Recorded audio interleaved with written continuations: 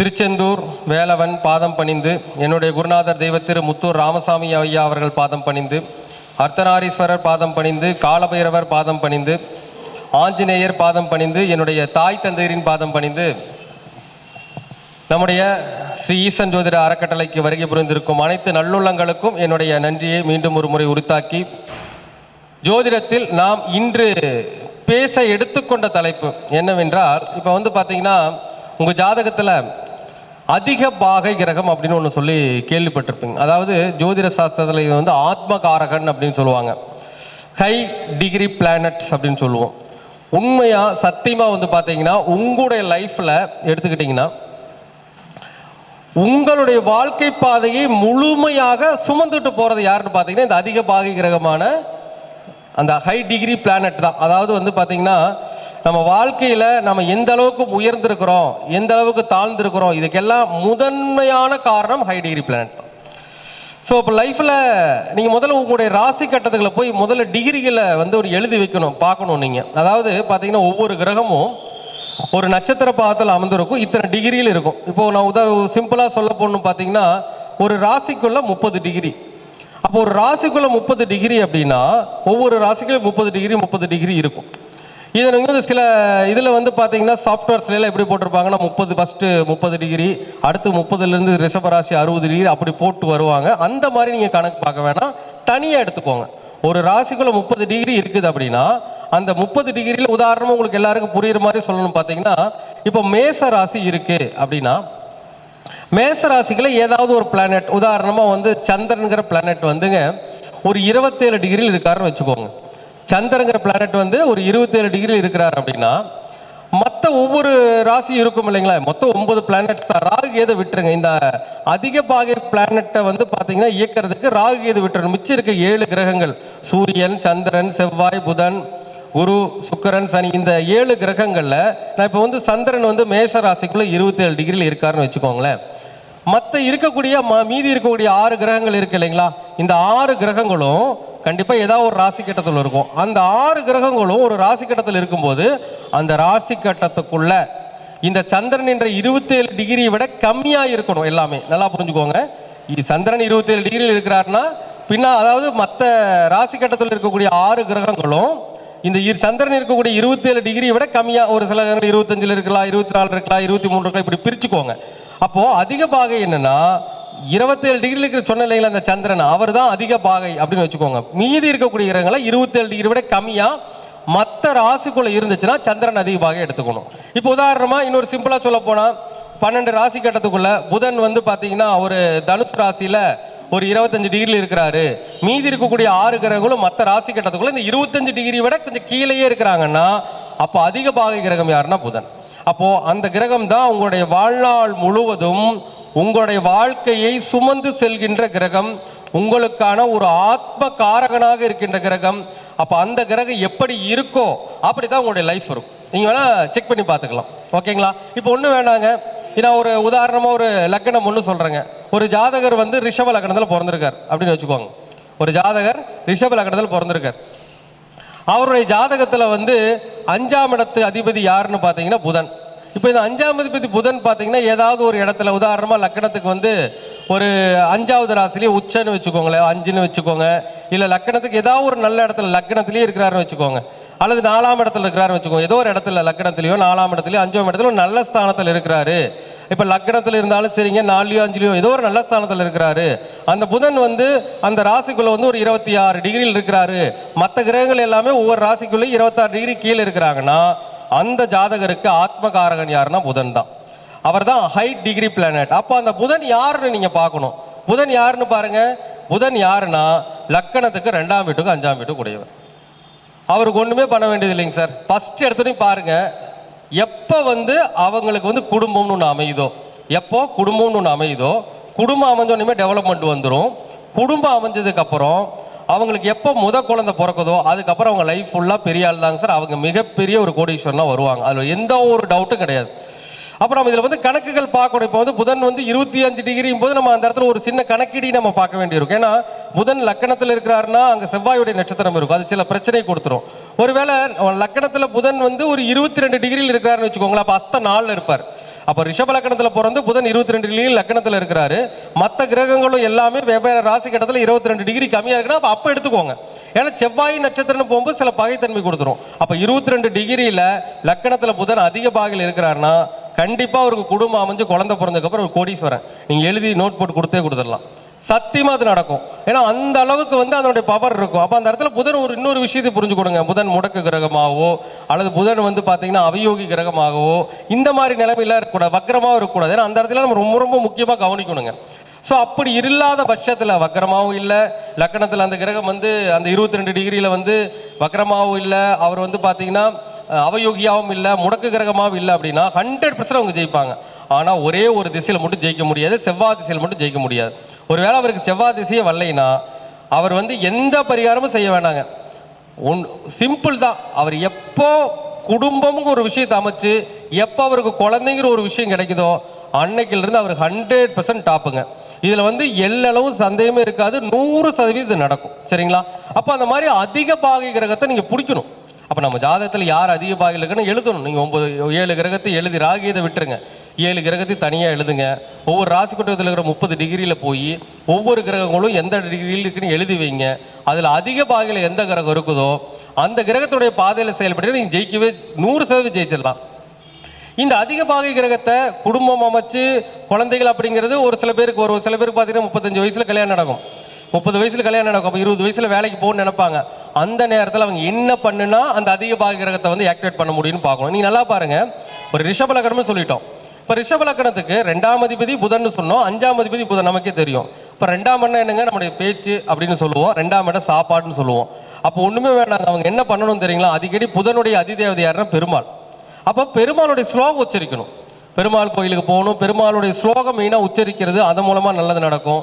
நீங்கள் புதன்னா பாருங்க, வெண்டைக்காய் உணவு, புதனா பாசிப்பயிர் உணவு, இங்கே 2 நாளைக்கு ஒருக்கா அதை சாப்பிடணும்.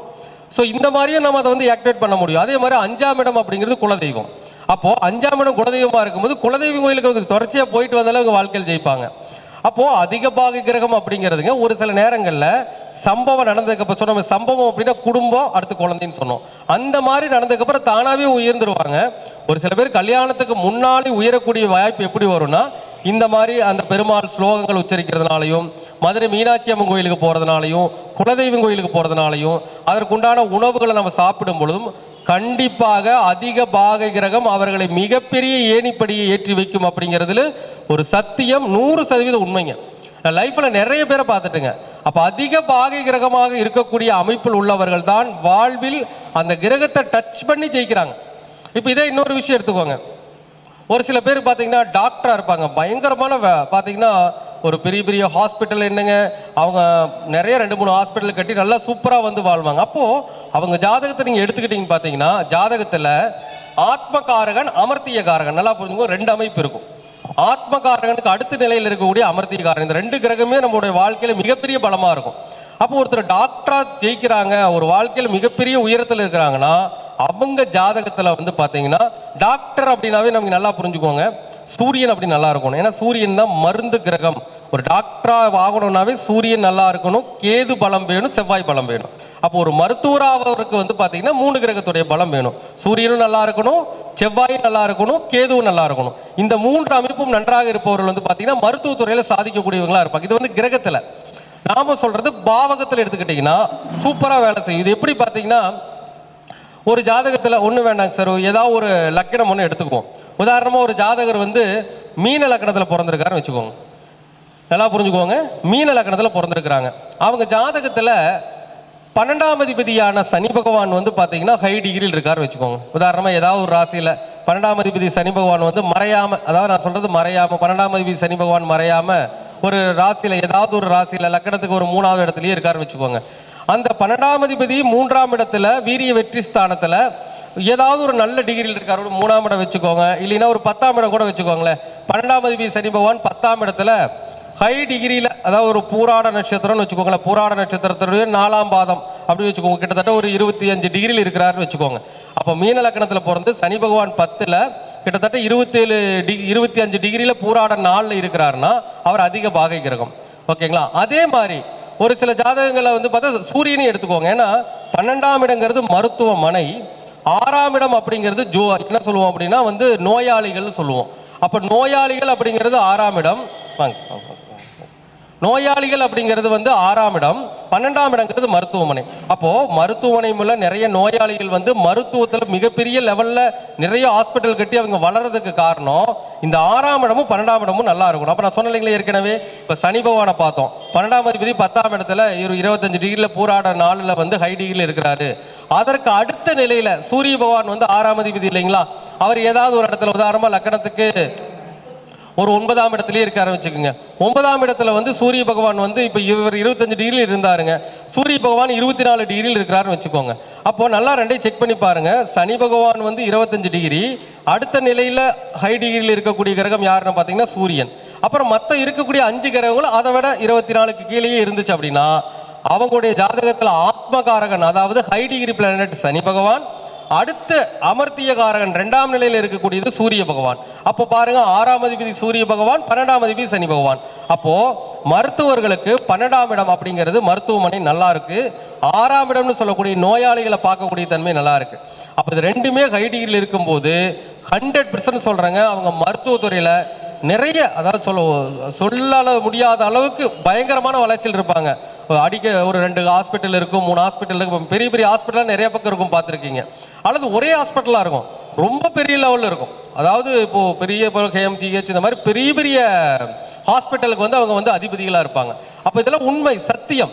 அப்போ வந்து பார்த்தீங்கன்னா ஹை டிகிரி பிளானட் அப்படிங்கிறதான் ஒருவருடைய மனிதனுடைய வாழ்க்கையை மிக முழுமையாக சுமந்து செல்கிறது. அந்த ஹை டிகிரி பிளானட்டோடைய அந்த பாதையில எந்த ஒரு மனிதன் செல்கின்றானோ அந்த மனிதன் மிகப்பெரிய வெற்றியாளராக மாறுகிறான். அப்படிங்கிறது ஒரு ஜாதகம் 2 ஜாதகம் இல்லைங்க, கிட்டத்தட்ட 5000 ஜாதகத்துக்கு மேலே நாங்கள் ஆய்வு பண்ணியிருப்போம். அந்த அளவுக்கு அந்த அதிக பாகை கிரகம் வந்து அவங்கள வளர்த்தி விடும். ஆனா எப்பவுமே ஒரு விஷயம் புரிஞ்சுக்கோங்க, ஒரு ஜாதகத்துல அதிக பாகை கிரகம் வந்து ஒருத்தரை வளர்த்து விடுதுன்னா உறுதியா சொல்றேங்க, அந்த அதிக பாகை கிரகம் அப்படிங்கிறது எந்த வகையிலும் வக்கரமாகிறதோ, அவயோகியா இருக்கிறதோ, முடக்கா இருக்கிறதோ, சூன்யத்துல மாட்டிக்கிறதோ, இந்த மாதிரி அமைப்புல எல்லாம் நம்ம வந்து போகவே கூடாது. அப்ப ஹை டிகிரி பிளானட் யாருன்னு பாருங்க, அவர் எப்படி இயக்கலாம். இப்போ ஒரு சில பேருக்கு பார்த்தீங்கன்னா ஹை டிகிரி பிளானட் மறைஞ்சு போயிருக்கும், எப்படி இயக்குறதுன்னு தெரிஞ்சுக்கணும். இப்போ ஒன்று வேணாங்க, ஒரு ஜாதகர் வந்து மிதுன லக்னத்தில் பிறந்துட்டாருன்னு வச்சுக்கோங்க. ஒருத்தர் மிதுன லக்னத்தில் பிறந்துட்டாரு, 2ஆம் அதிபதி சந்திரன் அப்படிங்கிறவர் பாதகஸ்தானத்துக்கு போயிட்டாருங்க சார். அவர் தான் ஹை டிகிரியில் இருக்கிறாருன்னு வச்சுக்கோங்க. அது இப்போ நான் உதாரணமாக சொன்ன மாதிரி, இப்போ மிதுன லக்னத்துக்கு 2ஆம் அதிபதி சந்திரன் தனுசு ராசியில் ஒரு 25 டிகிரியில் இதே போராட நாள்லயே இருக்கிறாருன்னு வச்சுக்கோங்க. அப்போ என்ன யூஸுங்க, ஹை டிகிரி கிரகம் வருமானத்தை கொடுக்குறவர் பாதகத்துக்கு போறார். நீங்க மிதுன லக்னத்துக்கு பார்த்தீங்கன்னா தனுசு ராசி அப்படிங்கிறது என்ன ராசினா பாதக ராசின்னு நம்ம சொல்லுவோம். அப்ப அந்த மாதிரி பாதக ராசியில் இருக்கும் பொழுது ஹை டிகிரி கிரகத்தை நம்ம சரியான முறையில் இயக்கவே முடியாது. ஒரு கோவிலுக்கு போயோ ஒரு இயக்கத்தின் மூலமோ எதையும் நம்ம செய்ய முடியாது. அப்ப நம்ம என்ன பண்றது, இந்த 2ஆம் அதிபதி பாதகத்துக்கு போகும்போது அதுக்கேற்ற மாதிரி பரிகாரங்களை செஞ்சுக்கலாம், சிம்பிள் தான். இப்ப 2ஆம் இடம்னா என்னன்னு பாருங்க, 2ஆம் இடம் அப்படிங்கிறது நம்ம சாப்பிட்ற சாப்பாடு. அப்ப திங்கக்கிழமை விரதம் இருங்க, கண்டிப்பா சந்திரனுடைய தோஷத்தை குறைப்பாரு. அதே மாதிரி 2ஆம் அதிபதியான பாங்க 2ஆம் அதிபதியான சந்திரன் பாதகத்தில் இருக்கும்போது 2ஆம் இடம்னா என்னன்னு பாத்தீங்கன்னா நம்ம சாப்பிட்ற சாப்பாடு இருக்குது, நம்ம சம்பாதிக்கிற பணம் இருக்குது. அப்ப 2ஆம் இடம் அப்படிங்கிறது ஃபுட்டு, 2ஆம் இடத்துக்கு நம்ம சம்பாதிக்கிற பணம், அது வந்து 7ஆம் இடத்துல இருக்குது. அந்த 7ஆம் இடம் பாருங்க மிதுன லக்னத்துக்கு காலபுருஷன் 9ன்னு சொல்லுவோம். அது வந்து கோவில சொல்லக்கூடிய ராசி அல்லது ஸ்கூல சொல்லக்கூடிய ராசி. அப்ப நம்ம என்ன பண்ணணும்னா 7ஆம் இடங்கிறது ஒரு சமுதாய ரீதியான பணிகள் செய்ய சொல்லுவோம். அப்ப கவர்மெண்ட் இது இருக்கு இல்லைங்களா, ஸ்கூல்ல வேலை பார்க்குற தாய்மார்களுக்கோ, ஏன்னா சந்திரனா தாய்மார்கள், அப்ப கவர்மெண்ட் ஸ்கூல்ல வேலை பார்க்குற தாய்மார்களுக்கோ அல்லது பொதுவாக கோவிலில் வேலை பார்க்குற தாய்மார்களுக்கோ திங்கக்கிழமை அன்னைக்கு வந்து ஏதாச்சும் ஃப்ரூட்ஸ் மாதிரி வாங்கி கொடுத்து அவங்க கையில் ஒரு 200 ரூபா பணத்தை கொடுத்துட்டு வந்தீங்கன்னா அவங்களுடைய சந்தோஷம் உங்களை வந்து கண்டிப்பா மேலே கொண்டுட்டு போயிடும். அப்போ அதிக பாகை கிரகம் நல்லா இருந்தா தானாவே அவங்க நல்லாயிடுறாங்க, அந்த பாதையை பிடிச்சி நல்லாயிடுறாங்க. சில பேருக்கு நல்லா இருக்குங்க, ஆனா அதை பயன்படுத்த தெரியாம நிறைய பேர் மாட்டிக்கிட்டு இருக்கிறாங்க. இந்த மாதிரி சூழ்நிலை இருக்கு. ஒரு சில பேருக்கு கெட்டு போனவங்க வந்து ரொம்ப கஷ்டப்படுறாங்க. அதுக்கு தகுந்த மாதிரி அதற்கு தகுந்த வாழ்வியல் பரிகாரங்களை நீங்க செஞ்சுக்கிட்டீங்கன்னா கண்டிப்பா அதிக பாகை கிரகம் அப்படிங்கிறது அவங்கள மேல 100% கொண்டு போயிடும். ஓகேங்களா? அப்ப நம்ம என்ன தெரிஞ்சுக்கணும்னா இந்த அதிக பாகை கிரகத்தை எப்படி இயக்கிறது, அதாவது அதிக பாகை அமர்த்திய காரகன், ஆத்மா காரகன், அமர்த்திய காரகன் 2 பேர் தான் லைஃபுடைய ஹீரோக்கள் சொல்லுவோம். அப்போ யாரு ஆத்மா காரகன், அதிக பாகையில் இருக்கிறவர் யாரு, அதுக்கடுத்து அதிக பாகையில் இருக்கிறவர் யாரு, இவங்க 2 பேர் தான் உங்களுடைய லைஃப் ஸ்டைலை ஃபுல்லா சுமந்து கொண்டு போய் உங்களுக்கான வெற்றியை கொடுக்குறவங்க. அவங்கள நீங்கள் கரெக்டாக பார்த்து, நான் உதாரணமாக சொன்னேங்க, ஒவ்வொருத்தருடைய ஜாதகத்திலையும் கரெக்டாக அதை பார்த்து இயக்குனீங்கன்னா 100% வெற்றி அப்படிங்கிறது உங்களுக்கு நிச்சயமாக கிடைக்கும். சரிங்களா? நன்றி, அனைவருக்கும் நன்றி, வணக்கம்.